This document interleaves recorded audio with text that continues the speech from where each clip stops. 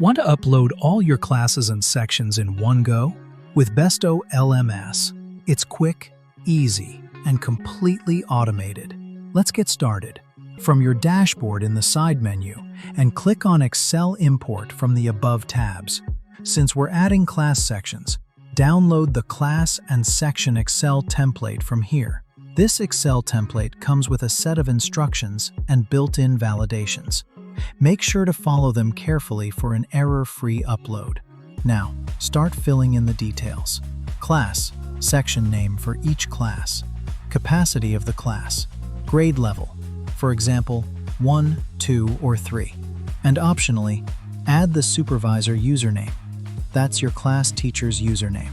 If you haven't added teachers yet, you can skip this part for now. Once you're done, save the Excel file. Now, head back to the BestoLMS dashboard. Select the class and section import template and upload your file. After uploading, review the summary section. If all indicators are green, that means your data is validated successfully. Click on Import Records, and that's it. All your class sections are now added, grade-wise, in one smooth import. Smart, structured, and seamless. That's BestoLMS, simplifying academic management for you.